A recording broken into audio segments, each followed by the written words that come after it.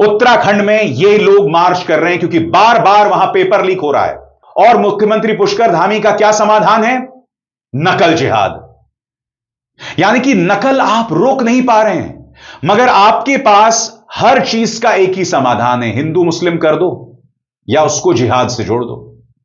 मुख्यमंत्री पुष्कर धामी इसे अब नकल जिहाद बता रहे हैं। सुनिए नारे क्या लग रहे हैं। पेपर चोर गद्दी छोड़, सुना जाए।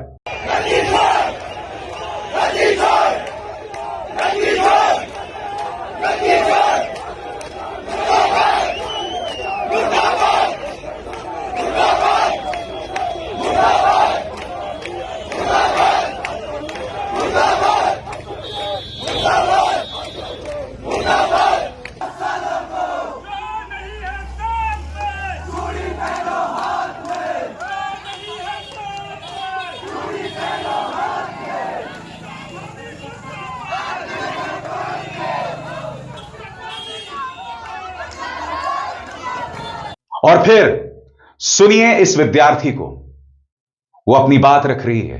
वो नाराज है कि सरकार उदासीन है। क्या आप इसकी भाव में किसी तरह की कोई अराजकता, कोई हिंसा महसूस कर रहे हैं? सुनिए ये क्या कह रही है।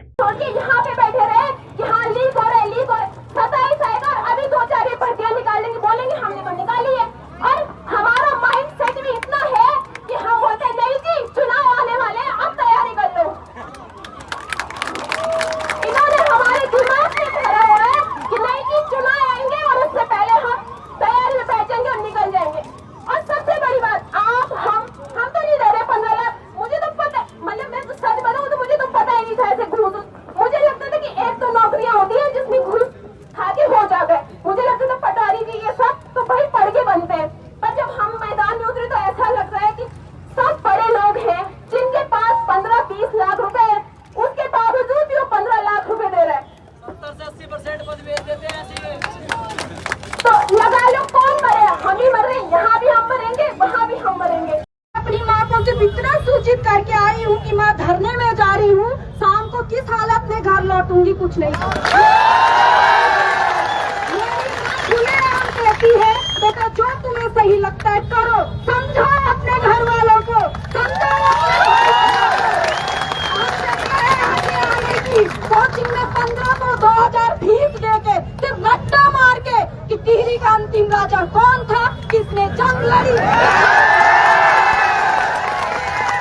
हम उत्तराखंड के इतिहास में 2 लोगों को पढ़ते हैं, चंद्र सिंह गढ़वाली पेशावर कांड के लिए जाने जाते हैं। उन्होंने भी कितनी भूमिका निभाई, पढ़ने वाले बच्चे को पता होगी। दूसरा हम जानते हैं तिलहारी कांड, चक्रधर झुया।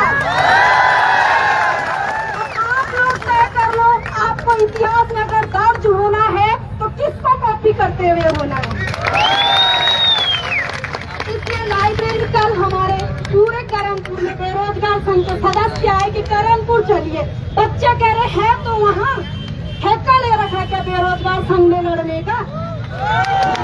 और मुख्यमंत्री पुष्कर सिंह धामी के पास क्या समाधान है? नकल जिहाद। मजाक नहीं कर रहा हूं दोस्तों, नकल जिहाद इस शब्द का इस्तेमाल मुख्यमंत्री पुष्कर सिंह धामी ने किया है। मैं फिर आपसे पूछना चाहता हूं, या ये कहा जाए भारतीय जनता पार्टी से पूछना चाहता हूं, आप कब तक हमें हिंदू और मुसलमान के तर्ज पर बांटते रहेंगे? कब तक आप इस तरह से जिहाद का सहारा लेते रहेंगे? कब तक आप असली मुद्दे को संबोधित नहीं करेंगे? जब नीट का पेपर लीक हुआ था तो शिक्षा मंत्री उसे मानने से इनकार कर रहे थे। जी हां, मानने से इनकार कर रहे थे।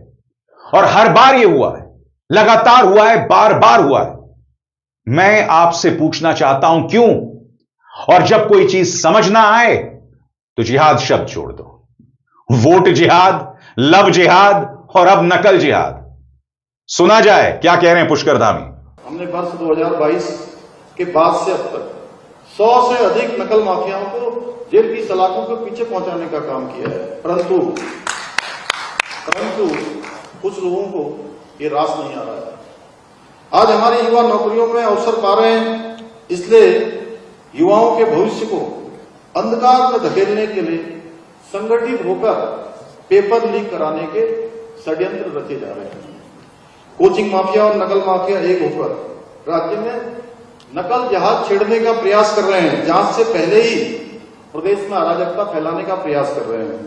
लेकिन मैं आप सभी, उन सभी नकल माफियाओं को, उन जिहादियों को बता देना चाहता हूं कि हमारी सरकार राज्य में नकल माफियाओं को जब तक मिट्टी में नहीं मिला देगी तब तक हम चैन से नहीं बैठेंगे। आज उत्तराखंड का हर वो छात्र जो प्रदर्शन कर रहा है, उसे अहिंसात्मक प्रदर्शन करने का अधिकार है। यह अधिकार उससे कोई नहीं छीन सकता। विपक्ष की बात करें तो विपक्ष को प्रदर्शनकारियों का साथ देने का पूरा अधिकार है, मगर जैसे मैंने कहा, हिंसा करने का अधिकार किसी को नहीं है। भारतीय जनता पार्टी ये लक्ष्मण रेखाएं खींचना बंद करे। कोई आपके खिलाफ प्रदर्शन कर ले तो वह देशद्रोही नहीं हो जाता। और अगर आपके पास सबूत है और अगर आपको ऐसा लगता है ऐसा हो रहा है तो प्रमाण पेश कीजिए। याद कीजिएगा दोस्तों, अभी कुछ ही दिनों पहले यूएसएड के नाम पर एक झूठ चलाया गया था कि यूएसएड ने कांग्रेस को करोड़ों रुपए दिए। बाद में खुद विदेश मंत्रालय ने संसद में बयान दिया कि अमेरिकी सरकार ने कहा है कि वो पैसा भारत को नहीं बांग्लादेश को गया है। आप देख रहे हैं क्या हो रहा है साहब। पहले झूठ बोलो, बार बार झूठ बोलो और उसके बाद चुपके से सच बता दो। मगर मीडिया और भाजपा का प्रचार तंत्र वही झूठ आपको दिखाता है, हकीकत आपके सामने नहीं रखता है। यह इस देश की त्रासदी है। जाते जाते मैं फिर से कहना चाहूंगा, मेरे बापू यानी महात्मा गांधी ने हमको अहिंसा का रास्ता दिखाया है, सत्याग्रह का रास्ता बताया है। और इसे आप फिलॉसफी मत समझिए, इसे कोई इमोशनल अत्याचार मत समझिए। सत्याग्रह एक कारगर हथियार है। बड़ी से बड़ी तानाशाही सरकारें उसके सामने झुक जाती हैं। आप में से जो जो लोग मेरे इस कार्यक्रम को सुन रहे हैं, बापू के उस संदेश को याद रखें, सिर्फ अहिंसा और उसके अलावा कुछ नहीं। अब अभिसार शर्मा को दीजिए इजाजत। नमस्कार।